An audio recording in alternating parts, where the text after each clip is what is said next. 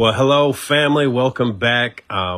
Just want to continue on the family series we work on consistently around here and ask some questions. We've done this before, but I have some questions for you guys, and I'd love for you to answer for everybody that, people have like, well, how do I handle this? And I'll start off easy for you.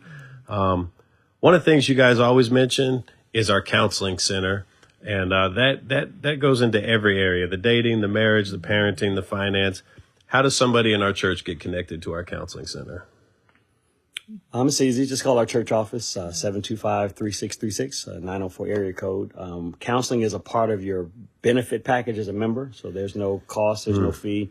We did do some counseling for non-members with a nominal fee, but we've kind of had to get to the place now where with the church growing so much and not having to have our members pushed out so many weeks to get in for counseling, that we kind of had to restrict it to our membership base. But for those that are members of Impact Church, have gone through the growth track classes, then they're welcome to give a call. And literally our counseling covers every single area you can think about. If you got a issue happening with your teenager, challenges in your marriage, just need some wisdom concerning kind of how to handle some things at home. And we even have a full-fledged financial counselor on our team who can help put together a financial plan for you as a family and help you get out of debt, help you to be able to budget in tithing to make sure that everything flows the way God wants. And so we highly encourage people. One of the things that I struggle with so much is when I'm reading prayer cards on Saturday morning and I see people make a prayer request for things that we actually have resources for. I mean, thank God for prayer, but there's some things you don't necessarily have to just keep praying about if you actually take advantage of the resources your church has. And counseling center is one of them. Celebrate Recovery on Tuesday nights is another one, because that's one that helps you overcome hurts, hang-ups, and habits. Some people think it's just for people that are bound by some kind of alcohol or drug addiction, but that's not the case. If there's any kind of a hurt, any kind of a hang-up, and we all got some hurts and some hang-ups somewhere. Right. It's one that is worth taking advantage of. And so I just highly encourage people not only benefit from the counseling center, but benefit from Celebrate Recovery. You don't have to be a member to go to Celebrate Recovery on Tuesday nights. You can just show up. And also encourage people to take advantage of small groups, because those are three of the main ways we help people find freedom. And I definitely don't want to have people sitting in struggles when we have tools and resources that can help you be free. Also want to mention, too, that our counseling center is completely confidential. So you don't have to be concerned about information being shared with others. That's one of the things that we are a stickler about, is that what is said in counseling stays in counseling. So you don't have to be concerned about that. And I would even add on top of that, not only is it confidential, we keep the counseling offices separate from the church building. So people don't have to worry about who's seeing them go in and out the counseling center, which is just very caring on your part. So thank you. Let's get into a love question here in dating. It says, I seem to invest in people while dating too prematurely, and it's not reciprocated. How do I hold back until that's mutual? That's a good question. I think the first thing is recognizing that most of us have never been taught how to date from a Christian perspective. And if the goal is to have a Christian godly marriage, then you got to start off with Christian godly dating. And most of us don't get our dating advice, our dating counsel from God and from the Word of God. We get it from podcasts. We get it from social media. We get it from friends. Sometimes we just get it from what we've seen in our parents or cousins or other people. And really got to start off going back to the purpose of dating. And the purpose of dating is not to invest wholeheartedly into one another. If I could sum it up in one word, the purpose of dating is to investigate. To investigate, to get to know one another, to find out if this is something that can move to the next level of relationship, which is marriage. And so one of the things I tell people all the time is, if you start off looking at this person and you know this is not somebody that I could see myself marrying, then there's no reason to date. We shouldn't date just to have somebody to go out with, just to, because I'm lonely, it's Valentine's season, or it's getting cold outside and I just want somebody to hang out with, because that leads to emotions getting tied up. And once our emotions get tied up, our brains turn off. And that's how we end up investing too much and getting what we call too close too soon. And so I think one of the things is we have to slow down and let God retrain us, rebuild us on how to date from a biblical perspective. I would say to just think about just getting to know each other, and can we become friends? Because if you can become friends, then that can either go either way. The friendship is there, or you can take it further into a dating relationship. But if you jump straight to, I'm attracted to you, I want to take this further, and you don't ever become just friends, then you will move too fast, too quickly. Yeah. Wow. Great advice. Let's ask a marriage question here. This person says, how do I stop dwelling on past hurts and become intimate again with my spouse? Let you go. Yeah. For one, you have to make the conscious decision that if you've forgiven them, that you've forgiven them. And forgiveness is a decision. It doesn't mean that feelings go away or your remembrance of what happened just disappears.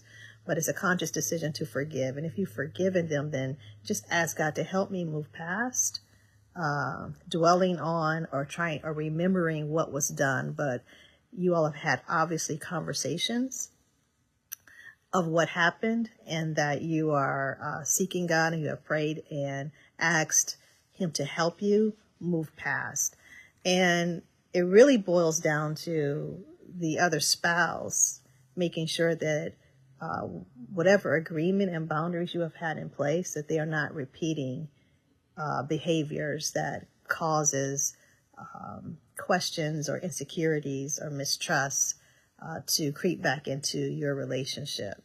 So it's a process of putting each other first and reminding ourselves that, you know, God is in our marriage and healing us. And I'm not going to do anything to hurt you, and you're not going to do anything to hurt me intentionally, and that we're trying to move past those hurts and those incidences that occurred in the past. Yeah, a lot of people confuse forgiveness with being a license. And they think if I forgive them and if I tell them I forgive them, that's going to make them let their guard down and go and do again what may have happened before that caused the injury. And the truth of the matter is, forgiveness kind of frees your heart. And you know, the Bible says in 1 Corinthians chapter 13, we're talking about love. One of the characteristics of love is that love takes no account of the evil done to it, which means love is not keeping score. So we have to genuinely make a decision that I choose to forgive you. Now, you may decide I'm not able to forgive you and not ready to forgive you. Truth of the matter is, you do have the capacity, because God is the one who put the ability to forgive in our hearts. We just have to decide, am I ready and willing to forgive? But once I made a decision to forgive, part of that forgiveness is I'm wiping the slate clean, and I'm going to treat you as if whatever happened before didn't happen. Doesn't mean that it didn't happen. Doesn't mean I don't still remember it. It means I'm choosing to treat you as if it didn't happen. Now, that comes with some strings attached, though. Because I can't treat you as if it didn't happen if you're still doing things that make me remember that it did happen. So it's really on the offending spouse to set an atmosphere where forgiveness becomes easier. That means that whatever secrets were there before, whatever hidden things, whatever they were not willing to disclose before, whatever steps were taken to put that person in position to offend their spouse, then the offending spouse has to be willing, this is the key word, to do whatever is necessary to help regain the trust of my spouse. To say I want to enter back into a place of being intimate again, intimacy is not something I can just give you. It's something that's actually earned. The ability to be intimate means that I'm willing to let my walls down. I'm willing to not have to study everything. I don't have to look at your eyebrows to see if you're telling the truth, if one eyebrow's twitching, or if your cheeks expand when you say what you said. The only way I get to that place of true intimacy is that I have to, over time, regain trust that what you're telling me is actually true. And for the person that has been the offender, most times that means oversharing. You don't have the right to keep it to myself, or I don't want to feel like somebody is, intruding or telling me what to do. I got to check in with somebody. Well, when we made the bad decision to break trust, I lost that ability to say, you ought to trust me. And going the extra mile to overshare, to make sure that there's nothing to be hidden, to give you access to my phone, to my social media, to give you access to whatever you need to see, emails, in order to know that I have nothing to hide. That's the price tag of having broken trust. The good news is, if I do it long enough and consistently enough, I can rebuild trust and actually get to the place where the trust is even stronger than it was before. but it does take a lot of work on the part of the spouse who has been the offender. Now, on the other side, you can't keep the person in jail indefinitely. Right. It can't be a life sentence. It can't be, I've been doing this for, and I can't even say how long they have to do it. But you can't say I've been doing this for a year or 5 years or 10 years, and you're still basically at the same place of distrust that you were when it started. You kind of have to make the decision. If I'm going to forgive you, then I'm going to give space to let you regain my trust. And then I have to put my trust in God that he's the one who will protect my heart and be what the Bible calls my rear guard, my protection on my backside, to make sure that I don't just end up blindly getting hurt again. Yeah. And I would even think that we would recommend marriage counseling, but sometimes you just need counseling if you've been hurt or offended, and take that to the counseling center and find out what makes me hold on to things maybe a little bit longer than I should. But take advantage of our counseling center. It's free if you're a member. Yeah, and I'd also add, though, and I know this is sometimes tough to hear, but anytime there's a breach in a marital relationship, there's something to be learned on both sides. We typically look at the spouse that was the offender, the spouse that had the affair, the spouse that did something that they shouldn't have, and we pay attention to their behavior. But we also, if we're going to do a postmortem, got to go back and look at what were the triggers. This is not what led to it. It's not what caused you to do it. We got to accept our own accountability. But we do need to ask the question, is there anything I could have done differently? Is there anything I could have been better at? Maybe it's communication. Maybe it's being open to hear stuff that may be tough to hear. And so I think as we're forgiving and as trust is being rebuilt on the other side, I think we both have to take a look internally. I'm not saying blame yourself for what your spouse did, but I am saying be self-reflective enough to ask the question, is there anything I could have done differently that would have helped keep you out of that bad space? And sometimes the answer is yes, sometimes the answer is no. But it is at least a question we need to ask so that we don't have this one person trying really, really hard to do things the right way, but end up sinking into a dark place, into a depressed place again, because there are some behaviors on the other side of the spouse who didn't step outside or didn't do anything offensive, but those factors may be contributing to the environment that made it tough for things to be right the first time. I love that. And that just echoes what you said is both of us in the relationship have a responsibility to look out for the other's best interest. And so maybe there is something I can do, even if you're the offender, to look out for your best interest. So I love that. Let's get into parenting for a second. Tips for co-parenting peacefully. So maybe you got two different styles of parenting. Maybe you're a blended family and got kids that you both brought in or one brought in. But how do we co-parent peacefully? Why don't you start taking it from the angle of husband and wife that are together co-parenting in the same house? Yeah. So with us, we were brought up individually differently. Philosophies and how we were raised was a little bit different. And so there's a whole lot of bits different. Night and day different. East side, west side different. So we, so my idea of parenting was different than his. And I mean, in our dating relationship, we talked about parenting and co-parenting and how we would do it. And we argued. We just argued. We didn't see eye to eye. It took actually a few years for us to get on the same page with regards to raising kids. So by the time we had kids, we were pretty much together. But even with that, even today, our ideals are still a little bit different. And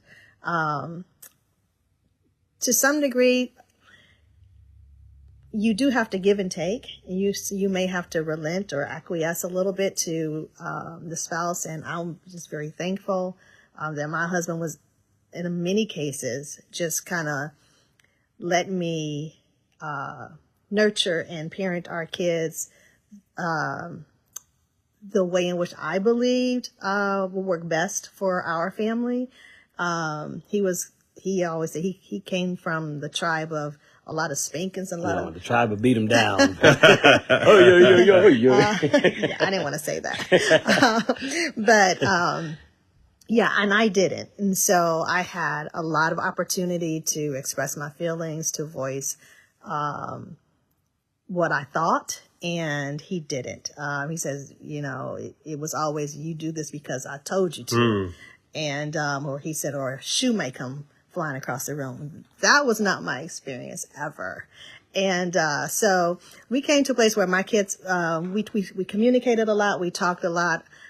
My kids had very little spankings. Not that they needed them, but in many cases they didn't need a spanking. It's just the way we were blessed. And our ideals were a bit different, even bedtime routines.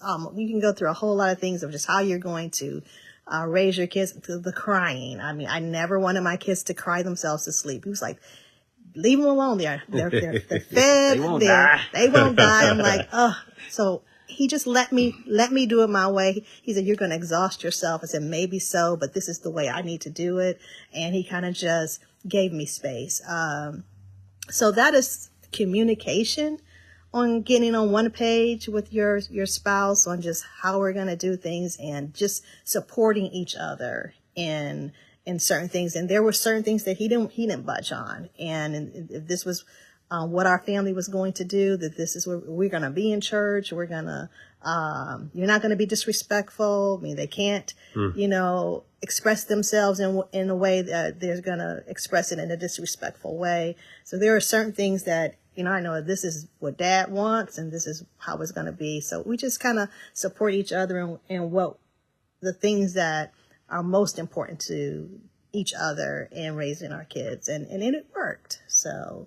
Yeah, I think the biggest thing you said is that you have to be on one accord. Yeah.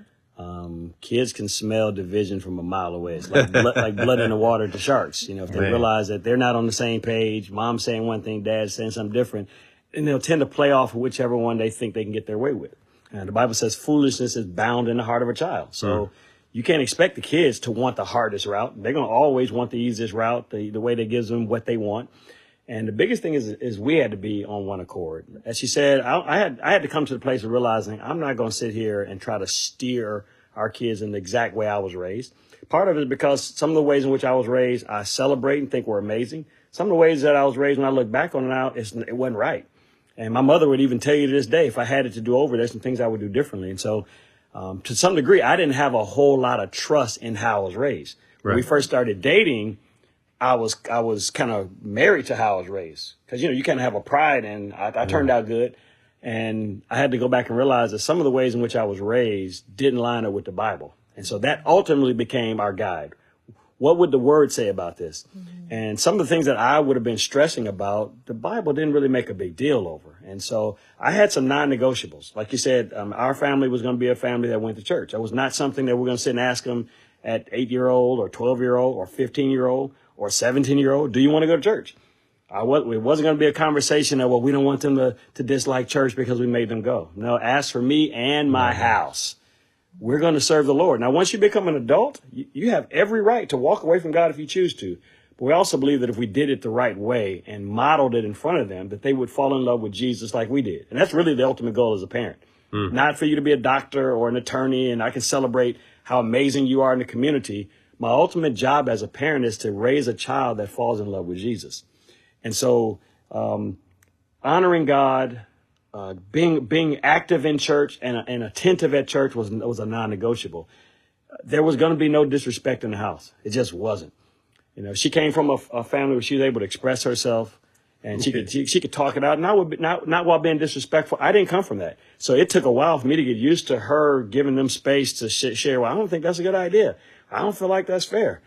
I'm ready to jump over the counter and strangulation. But I had to realize that giving them room to express themselves, number one, it helped us understand as parents what's really going on in their heart. If it ever rose to the level where I felt like they were being disrespectful to her, then I stepped in. I remember a time when my oldest son was a teenager, and I walked into the garage and they're having a conversation, and I didn't like the way in which he raised his voice. He had way too much bass in it. Had way too much volume in his voice. And before I knew it, I had him pent up against the cabinets in the garage. And I was like, hey, who are you talking to like that?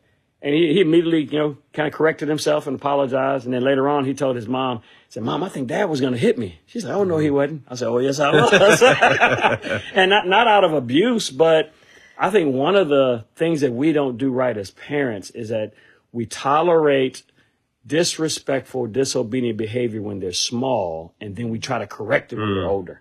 Wow. I remember when my daughter Kerrigan was, 1.5, 2? almost 2 years old. Almost 2. And it was we had a little apartment down in Orlando when we were pastoring that church in Orlando. And she went to the fireplace. We had a little fireplace there, and they had one of those little iron pokers that you use. And she went to the fireplace, and she just got closer. I was like, Kerrigan, no, don't touch that. And she just kind of looked at me, and she got a little closer. I said, Kerrigan, no, don't touch that. And then she got a little closer. I said, Kerrigan, do you hear what I said? And she did this. She reached out and just touched it. Just touched it. Now, for most people, that's not that big a deal. She's just being a 2-year-old. But I had to go over. I didn't start wailing on her, of course not. But I did tap her little hand, and it hurt my heart. She cried. I cried. She cried. But I had to help her understand I've got to get her attention and my son's attention when they're young, so that our voices register as they get older. I don't want to have to. The reason why we didn't have to spank our kids, I think Kerrigan may have had 2 spankings her whole life. Kaden may have had 3. Our youngest son, Kazan, has never had an actual spanking. But it's also because they didn't need any more than that. They would argue that one of the ones they got was unjust. We're still fighting about that one to this day. but they I'm didn't. on the kiss side. Get out of here. But they didn't need more than that. But it's because when they were young, we got their attention. Our voices became the voice of authority in their hearts. And I share with her this analogy. I say we need for our voice to register. So if they're running it toward the street from the driveway, and we yell out, Kerrigan, stop. Caden, stop. Kazan, stop. We need for our voice to have so much authority in their lives that without having to figure out why we're telling them that, they stop. Yeah. Because another step or 2 could end their life if they stepped into the street. Well, that's just a street analogy, but the reality is that's got to be the case across the board. Even to this day, as adults, we have kids who are adults, but our voices still ring in their hearts. We don't helicopter over them. We don't try to manipulate them and make them do what we want them to do. We give them space to live for God or not live for God. But I love the fact that even as adults, our voices still have a place of honor in their hearts. And now they're realizing that the way in which they were raised, if they follow it, can take them in some great directions and allow them to really fulfill God's purpose for their lives. Right. Yeah. If I can take this in a little bit different direction, because that's the answer if you're 2 parents in the same house, raising 3 kids that are both of our kids. Right. But in today's society, we have a lot of blended families where you got 1 kid or 2 kids that's from a previous relationship or previous marriage. And then we got maybe a kid together, or, I get our daughter, 3 days out of the week, and you get her the other 4 days out of the week. In those cases, I say the answer is still the same. Some way, somehow, the parents have got to find a way to get on the same page. Even if it's not because we like each other, we got to get on the same page for the benefit of our child.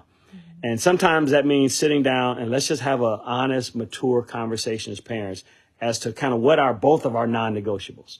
What are the things that we don't want to see them venture into these areas, and see if we can at least get a philosophy, maybe even a document that we can write out that we can both agree to. Maybe when we'll be okay with them dating, kind of how that'll be carried out, what school or type of school we believe they should go to. A philosophy that both of us can agree to, and then use that as the border, the parameter for how we make decisions about our kid. And then anything that falls outside of that, anything that falls in that gray area, we got to be willing to talk about it. So many times when it comes to co-parenting, when the relationship is no longer husband and wife or boyfriend, girlfriend, there's so much emotion about the breakup that the kids end up getting penalized for it. The mother or sometimes the dad will use the kids as pawns. I'm not going to let you see them because I'm mad at you, or this is the only control I have over you. So they use it as a way to manipulate and keep the kid from seeing the other parent because they know it's going to hurt the parent. In reality, it's not just hurting the parent, it's hurting the kid. Yeah. I've had situations where, a solid Christian mother would ask, well, I don't want him going over to his dad's house because his dad's a Muslim, or his dad's something else, or his dad cusses. And I had to be honest with him. If his dad is taking care of his responsibility, and this is legitimately his dad on his birth certificate, then he's got as much of a right to influence his child as you have to influence your child. Even if you're influencing your child for good, and he's influencing his child in the wrong direction, you still don't have a right to just snatch them away and say, you can't see your kid. You've got to trust that my influence, the godly influence that I have, will be strong enough to implant into their heart the ways of God, brand on their heart the ways of God, so that when they're old enough to make a choice, the godly influence will win out over the ungodly influence. But at the end of the day, those parents have got to come together and figure out a philosophy that we can both work with. And just like you said, a kid can smell division a mile away. That we have to be careful if we're not together with our child's opposite parent, that we're not doing the same thing the kid would do to us, playing the parent against each other. And then I think where you guys started with, you're both married, have the same kids. That's the power of premarital counseling too. Yeah. It's going to direct some conversations on the front end, because you don't know what you don't know about parenting. So call our counseling center if you think about getting married. Big plug there. Let's stay in parenting for a second though, because so I'm single. I have kids. I've been parenting. I'm trying to do things right. When is the right time? But I started dating. When is the right time for me to introduce my kids to the person I'm dating? Whew. That is a loaded question. But it also falls in that category of not getting too close too soon. And what I would say is you have to know your kid, know the age of your kid, and make sure that you don't find yourself in a position where you're consistently introducing your kid to mommy's new friend. This is mama's new friend or daddy's new friend. I always recommend to couples, to parents, that don't introduce your kid to your new friend until you're at a place where you have some expectation that it may move on further. Now, is that after 3 dates, 4 dates? Is it after 2 months, 3 months? But again, that's also talking about your younger child. You got a 7 or 8 year old, I wouldn't. If you got a 15, 16, 17 year old, there's no need sneaking around and making them think that you're not dating somebody. It's okay to introduce them, because they also will probably be a part of your tribe to help you get a gauge on who this person is. But one of the dangers of continually introducing your child to mama's new friend or this is daddy's new friend, especially if they're other parent, let's say you're female and the dad is not a part of your child's life. And I can speak to this because this is how I grew up. Kind of in the heart of that child, they're constantly hoping for that father figure. Yeah. And when you introduce this kid to mommy's new friend and y'all date for 2 months, 2 months in the heart of a 7-year or 8-year-old feels like 3 years. And you allow them to start picking them up from school and they're taking them to their basketball games. Before you know it, their heart has gotten fully attached to this person. There's a hope on the inside that this may work out. So I'll have somebody to play basketball with, to throw the football around with. So when mommy and her new friend don't work out, mommy's heart is hurting. The kid's heart is devastated. And when that hurt happens over and over, the kid can get to the place where they end up shutting down on the expectation or the desire to even have a relationship with a male figure like that, because they've gone through so much trauma. So it's a loaded question because there is no specific time frame, but you got to know the age of your child, the circumstances surrounding it. But at the end of the day, if it's a younger child, I would not introduce you to them, introduce them to another friend until I was fairly certain that it was going to go further. Now we got to wrap this up right here, but I think it's important for that other parent to do what's in the best interest of their kids. Sometimes what's in the best interest of the kid is to not date until the kid is out of the house. Right. And I know there's some mothers out there screaming, just shut the podcast off right there. But the last thing you want to do is take the selfish approach. I need somebody in my life right now if your kid is not in a position where they can handle it. Now, I was that kid that no matter who my mother tried to date, I was going to hate him. I used to walk out the room mean mugging. I used to on purpose. I knew she had a friend over in the living room. I'd take my shirt off and walk through like I'm flexing a little bird chest. And I'd look over there and just mean mug them, just so they knew I didn't like them. And so you don't want to just let that kid control your life, but you also don't want to just move forward and keep going in a dating relationship without at least slowing down to consider your child, where they are mentally and emotionally, and if this next step in your life is a good step for them as well. So good. Wow, this is really powerful. And we are out of time on this session, but we will come back for another session and actually have a part 2 to that question. So I think we'll just start the next session with a part 2 of that. And I would love to hear your thoughts about it, PA. Thank you so much.